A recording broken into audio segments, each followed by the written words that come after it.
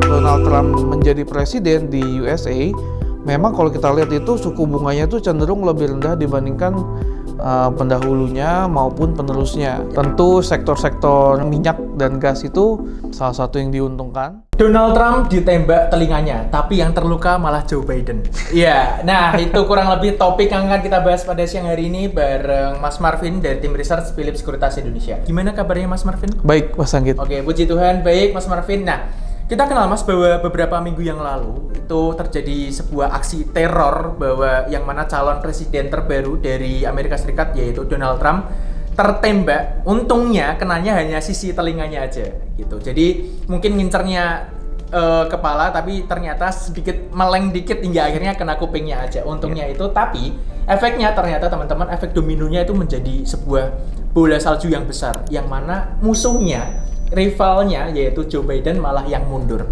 Nah, sedangkan yang maju gantinya siapa? Dari Partai Demokrat ada Kamala Harris yang sekarang menjadi wakil presidennya dari Amerika Serikat.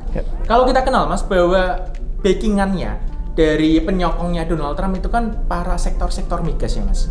Nah, kurang lebih itu pasti sedikit banyaknya nanti akan berefek kepada perekonomian Indonesia, terutama terhadap komoditas, minyak gas, dan juga batu bara. Nah, kalau menurut Mas Marvin, hal tersebut akan seperti apa terhadap Indonesia?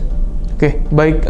Kalau kita lihat, kalau kita pelajari dulu ya secara luas, memang sekarang di dunia ini banyak sekali aturan-aturan yang terkait dengan pembatasan emisi dari mobil kendaraan bermotor lah ya. Konvensional sekarang. Betul. Okay.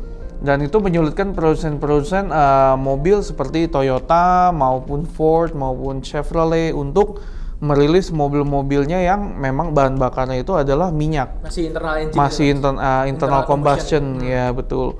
Nah, salah satu solusi yang ada di dunia ini adalah kendaraan electric vehicle atau EV. Menjadi masa depan harapannya. Ya, yang harapannya menjadi masa depan, dan kita tahu ada dua country atau dua negara yang memiliki EV yang paling besar di dunia, yakni USA dan China. Okay. Dari USA sendiri memang hanya satu company ya, Tesla, yakni yang memproduksi begitu banyaknya EV yang disebarkan ke seluruh dunia. Tapi sekarang ada kompetitornya yakni BYD yang juga memproduksi salah satu, justru ini yang paling besar di dunia. Kalau ini dari China? Dari China, okay. Betul. Dan tentu saat Donald Trump berpidato, kita meng-quote ya salah satu kata-kata dia bahwa dia akan membatalkan kebijakan Presiden Joe Biden tentang pembatasan emisi sehingga industri otomotif di Amerika itu bisa terselamatkan. Yang artinya Presiden Trump itu memang udah kelihatan banget dia sangat pro dengan pengusaha-pengusaha migas maupun otomotif asal Amerika sendiri. Berarti pro-nasionalis banget Mas. Yes, kita lihat stylenya Donald Trump memang dari dulu sangat pro-nasionalis sekali gitu ya. Makanya terjadi perang dagang dan sebagainya. Tapi mungkin itu nanti di topik yang lebih dalam gitu ya. Nah, untuk perusahaan migas sendiri tentu ini sangat diuntungkan dengan pembatalan kebijakan ini. Begitu juga dengan industri otomotif di USA sendiri pasti akan lebih bergejolak lagi setelah ini gitu. Nah, tapi kita juga bisa lihat nih, Donald Trump juga ada bilang kalau misalnya China membuka pabrik electric vehicle-nya di USA, maka dia tidak akan mengenakan pajak yang besar gitu. Udah sini, join Iya, nggak apa-apa. Gitu. Tapi kalau misalnya dia impor dari China dikirim ke US, pajaknya itu akan dia kenakan besar sekali seperti itu. Nah, untuk Indonesia sendiri tentu ini akan berdampak terhadap perekonomian kita ya. Kalau bisa kita bilang jikalau Donald Trump menjadi presiden, kemungkinan besar perang dagang antara US dan China akan terjadi lagi. Start lagi. Okay. Nah, jikalau perang ini terjadi lagi, kemungkinan besar neraca perdagangan kita juga akan tertekan seperti itu. Yang paling besar adalah mungkin jikalau Cina mengurangi produksinya karena barangnya sudah tidak terlalu menarik di market-market besar seperti USA, ya ada kemungkinan ekspor batu bara kita yang menjadi sumber energi untuk pabrik-pabrik di China itu akan berkurang juga, dan sehingga itu menyebabkan perlambatan ekonomi di kita gitu. Oke, kalau kita kenal dari China, Tiongkok sendiri itu salah satu importir terbesar dari batubara Indonesia, itu betul Mas? Betul, karena pabrik-pabrik di China itu cenderung menggunakan batubara sebagai sumber energi untuk penggerak mesin-mesin produksinya di China sendiri seperti itu. Nah, walaupun China sebenarnya sekarang juga sedang menuju zero emission juga ya, tapi kan untuk saat ini kebanyakan masih menggunakan batubara dan kita salah satu eksportir terbesar batubara ke China seperti itu. Dan ya untuk mengacu pada tadi zero emission berarti kan prosesnya nggak pendek dong Mas itu? Betul, sangat panjang ya. Mungkin Indonesia aja baru menargetkan di tahun 2040 sekian baru tercapai, itu pun target ya, realisasinya belum tentu seperti itu.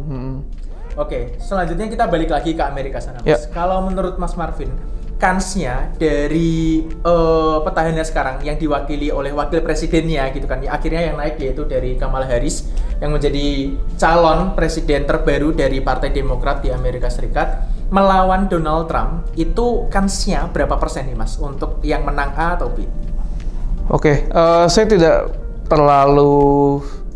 tidak mau menyebut angka ya, tapi berdasarkan survei dan berita yang saya baca, memang chance untuk Donald Trump naik menjadi presiden USA selanjutnya yaitu lebih besar daripada Kamala Harris. Walaupun jikalau kita lihat sebelumnya ya, jikalau Presiden Biden masih mau menjadi capres berikutnya, dia agak toe to toe dengan Donald Trump gitu. Ya pasti Donald Trump lebih unggul tapi nggak segitu banyaknya gitu. Selisihnya nggak gede banget. Selisihnya nggak terlalu besar seperti sekarang. Saat Presiden Joe Biden mundur dan Kamala Harris yang naik menjadi capres di Amerika Serikat, seperti itu Mas. Oke, tadi kita udah banyak ngomongin tentang EV, efeknya terhadap industri seperti apa. Nah, selanjutnya Mas, kita ke yang ekonomi nih. Kurang lebih, paling sering kan kita ekonom pasti bahasnya suku bunga The Fed gitu. Nah, kalau kurang lebih menurut Mas Marvin, apakah dengan seumpama dari Donald Trump yang akhirnya menang dari pemilu ini, efeknya terhadap suku bunga The Fed itu akan seperti apa kurang lebih? Baik, jadi kalau kita berbicara soal suku bunga, tentu kita harus melihat data histori dari kepemimpinannya calon presiden Donald Trump seperti itu ya. Di saat Donald Trump menjadi presiden di USA, memang kalau kita lihat itu suku bunganya itu cenderung lebih rendah dibandingkan pendahulunya maupun penerusnya. Yang sekarang Joe Biden seperti itu. Jadi ada harapannya, istilah katanya harapan kalau Presiden Donald Trump itu bisa menurunkan lagi suku bunga The Fed dan juga menekan inflasi di Amerika sendiri. Karena kan tentu inflasi dan suku bunga itu memiliki korelasi yang sangat tinggi seperti itu. Dan jika kita lihat juga kebijakan-kebijakan Donald Trump yang pro-nasionalis, kemungkinan ini bisa terjadi. Penurunan suku bunga ini kemungkinan bisa terjadi, dan ini dampaknya saya rasa cukup baik juga ke Indonesia gitu.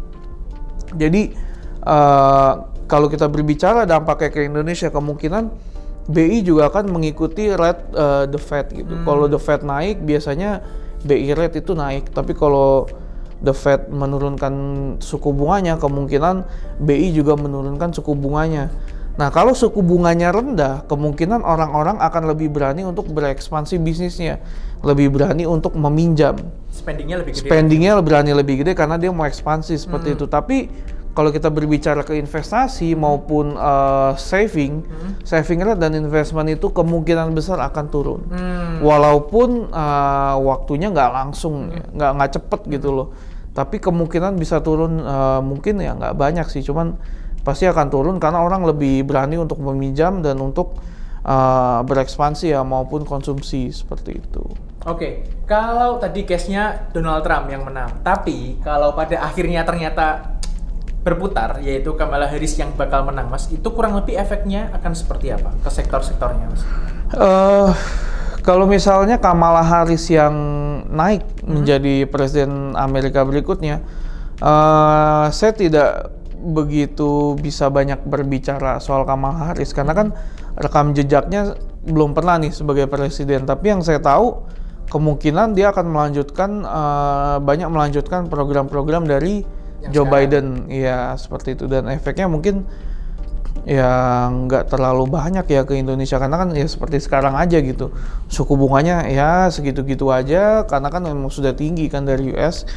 Nah, kemungkinan suku bunga kita juga bakal segitu-gitu aja, dan saya rasa tidak ada dampak yang terlalu berpengaruh ya. Mungkin di sektor migasnya masih tetap tertekan karena kan mereka membatasi sekali penggunaan minyak maupun gas karena menyebabkan emisi yang luar biasa, dan US kan sekarang menekan emisi, maupun negara-negara Eropa juga menekan emisi karbon seperti itu. Oke, berarti ya kurang lebih gambarnya sama aja gitu sekarang gitu ya Mas. Kemungkinan besar sama saja gitu. Entah nanti pada akhirnya yang dicoblos siapa, yang menang siapa gitu pada pemilu Amerika nanti, kurang lebih bulan November ya Mas? Iya, bulan November. Bulan November nanti. Nah, kalau kita recap Mas, selama pembahasan kita lagi, kita ulangi lagi, efeknya ke Indonesia itu paling banyak akan ke sektor apa kurang lebih? Yang akan bergejolak atau yang akan memberi sentimen-sentimen terkait? Oke, jadi kalau misalnya bisa kita recap ya, tentu sektor-sektor minyak dan gas itu tentu menjadi salah satu yang diuntungkan. Jadi watchlist nih berarti? Jadi watchlist, ya boleh jadi watchlist, tapi ini mohon maaf ya, sekali lagi disclaimer, ini bukan saran pembelian, silakan dianalisa sendiri, tapi menurut analisa saya minyak dan gas itu patut dipantau, gitu diberikan perhatian. Terus untuk batu bara juga perlu diperhatikan secara khusus juga, karena balik lagi batu bara itu sangat terkait dengan perang dagang ini gitu loh, yang kemungkinan besar akan terjadi kalau calon presiden Donald Trump berhasil memenangkan pemilu Amerika Serikat dan menjadi presiden Amerika Serikat yang selanjutnya seperti itu. Tapi kalau Kamala Harris kan dia punya track record itu belum sebanyak atau sepanjang Donald Trump yang sudah pernah menjabat menjadi presiden seperti itu. Dan juga ini kan Kamala Harris baru diangkat, jadi kita belum bisa mendengar lah banyak program-program apa yang ditawarkan oleh Kamala Harris jikalau dia menjabat jadi presiden USA. Tapi kemungkinan besar Kamala Harris akan melanjutkan apa yang sudah dikerjakan oleh dirinya maupun Presiden Joe Biden yang sekarang sedang menjabat seperti itu. Kalau migas nanti akan menarik kemungkinan, kalau ke minyak sawit itu ada efeknya juga nggak Mas? Baik, kalau ke minyak sawit itu tentu ada efeknya ya, karena kan salah satu kita tahu di Indonesia ini pasti masyarakat udah kenal lah sama yang namanya biosolar. Biosolar dan juga di Eropa sendiri memang sudah digunakan ya bioaftur gitu. Jadi untuk CPO yang sudah istilahnya udah kita pakai untuk goreng segala macam ya, minyak bekas itu dipakai menjadi campuran bahan bakar seperti itu. Jadi kemungkinan ada dampak yang cukup positif ya untuk kelapa sawit seperti itu. Apalagi kita dengar beberapa hari terakhir itu kemarin ada berita tentang B40 ya Mas? Oh iya. Yang lagi sempat hot lagi gitu kan, lagi akan dicanangkan beritanya kurang lebih. Betul. Jadi pemerintah memang sekarang sedang menguji coba B40 untuk menggantikan yang sekarang ya B30. Berarti akan naik lagi nih? Akan naik lagi, dan memang pemerintah sendiri juga punya target itu kalau nggak salah B80 seingat saya seperti itu. Itu target dari pemerintah ya, tapi apakah bisa direalisasikan ya itu kan butuh riset yang lebih panjang lagi. Tapi sekarang maksimalnya untuk yang sekarang memang di B30 dan B40 ini sedang uji coba. Lagi beranjak. Betul, lagi beranjak. Nah, kalau berhasil ya kemungkinan bisa naik lagi nih ke B50 seperti itu. Oke, buat teman-teman semuanya, Sobat Philip, jangan lupa untuk tonton lagi tayangan ulang kita. Bisa tonton di YouTube, bisa tonton di Spotify untuk mendengarkan ulang. Teman-teman bisa aja langsung search yaitu @talk2philip atau langsung aja cari Philip Sekuritas Indonesia. Dan jangan lupa follow sosial media kita semuanya, ada di Instagram, Twitter, ada di TikTok yaitu @talk2philip. Jadi bareng-bareng ayo kita belajar lebih jauh tentang pasar modal Indonesia dan perekonomian seperti apa. Karena Philip Sekuritas Indonesia, your partner in finance. Jadi kita tutup dengan jargon kita Mas. Talk to us, talk to Philip.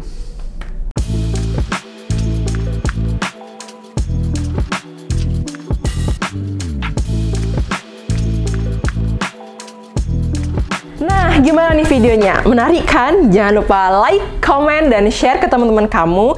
Dan yang paling penting, subscribe channel YouTube Philips Kouritas Indonesia. Kamu juga bisa menonton video-video lainnya loh. See you di video selanjutnya.